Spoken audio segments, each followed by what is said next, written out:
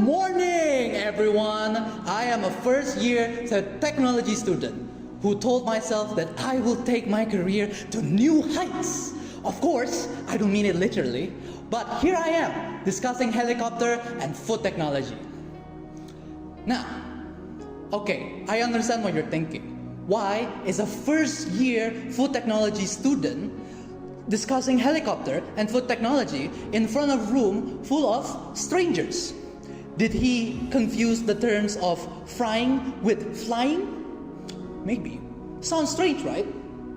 But stay with me, because I've been thinking about how helicopters aren't simply transporting people and food. There's actually so much more to it. So, I wanna ask, what's the first thing that comes to your mind when I mention the word helicopter? Is it so expensive? Second, I also want to know what's the first word that came to your mind when you hear the word food technology. Was it something like MSG or something like Indomie? Now, I dare you to compare these two words together and figure out, does any of the words overlap each other? Do they make sense? Probably not. So what does helicopter has to do with food tech? Well, that's my question too. But the more I think about it, the more it makes sense. First of all, imagine you're starving, not because there's no food, but because the food can't get there. Maybe the roads are gone. Maybe there weren't even roads to begin with. Or maybe the closest source of food is 1,000,000 miles away, too far to reach. Sadly, that's a reality in parts of the world right now. Natural disaster leaves entire areas cut off from supplies, and in other regions as well. It's just always been that way. Isolated, forgotten, and unreachable. Now, in the past, helicopters were mainly used for war, primarily in Asia. For example, the Vietnam War, where the helicopter are used with machine guns, grenade launchers, and rockets to provide aerial assistance towards the US Armed Force, as well assisting in retrieving and transporting them into the battlefield quicker. Now, nowadays, helicopters are used as such, for luxury, VIP landings, or something to brag about to your friends. Or maybe action films, or something more serious or crucial, such as emergency situation. I want you guys to see that solving hunger isn't just about growing more food. It's about getting it where it's needed. And today, most of our global food supply chain comes from trucks, or heavily relying on big trucks, as they can carry a lot of foods, and they can go a long way. But if there are roads. But in areas hit by disaster or in rural regions without proper infrastructures, trucks just don't work. Another thing, supply chain also heavily reliant on planes. They're even bigger than trucks, and they could even go for much more longer. But the roads they need are also even bigger. Runways can be affected by natural disaster as well, just as much as normal road does. And they can just build them everywhere. That is where the helicopter comes in. While they're nowhere as big as the truck, or let alone a planes, they make up for it with their flexibility. For example, helicopters obviously fly like a plane. And another thing, they also do not need any kind of roads, unlike airplanes. All they just need to take off and land vertically is just a helipad. So getting rid of the need of runways. Even in some cases, helipad isn't as necessary, since a helicopter can land anywhere where the ground is flat or safe enough, or big enough for the helicopter itself. And I can tell you personally that helicopter isn't very big compared to trucks and airplanes.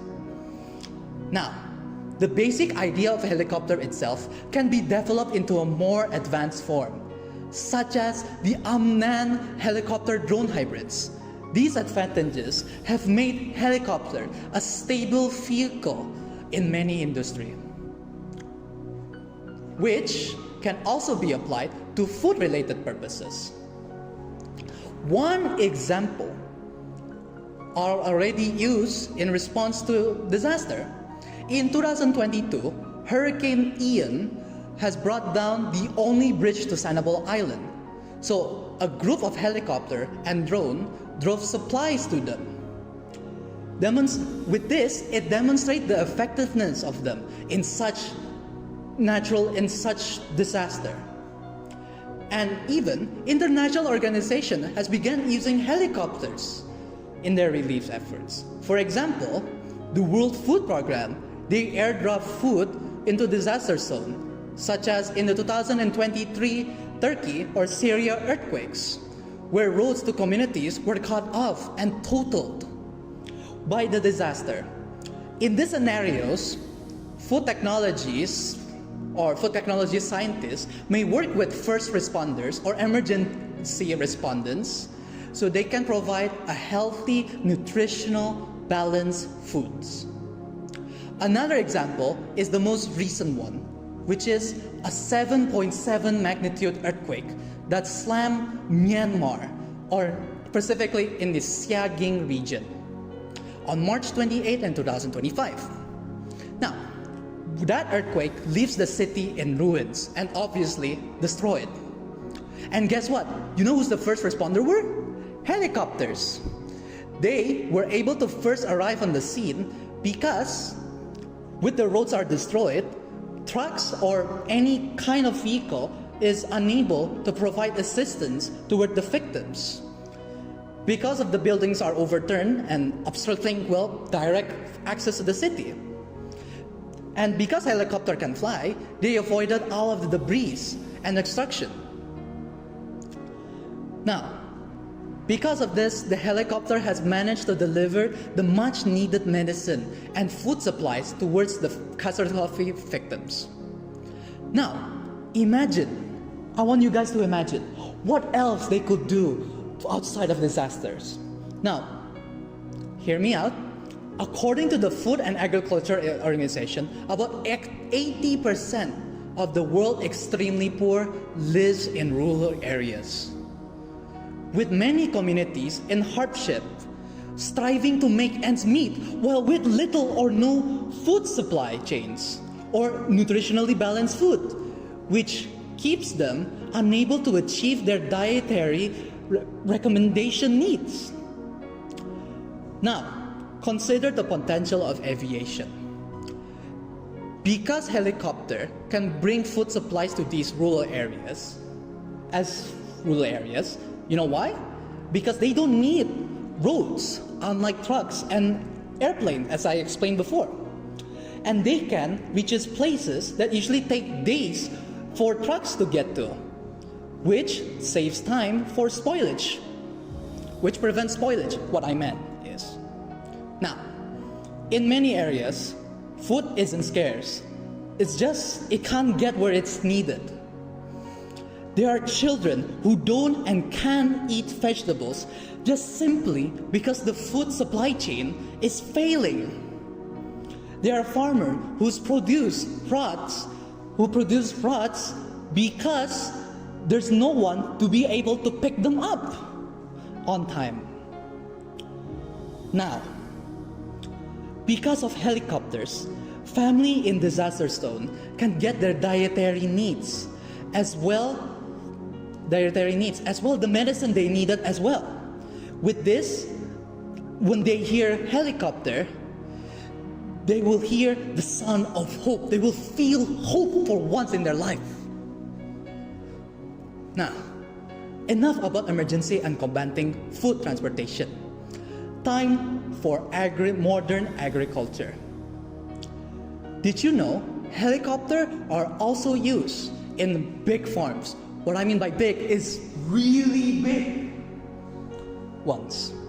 Why? Because helicopters can fly above the farm, keeping or monitoring the farms, keeping a keen eye upon what's happening on the farms, gathering data. For example, which part of the field that need more water, or which part of the field that have an overwhelming amount of pests that needs to be taken care of, or how healthy the crops are in general. This kind of information helps farmers to make smarter choice. For example, where to irrigate, or which areas or field needs more attention.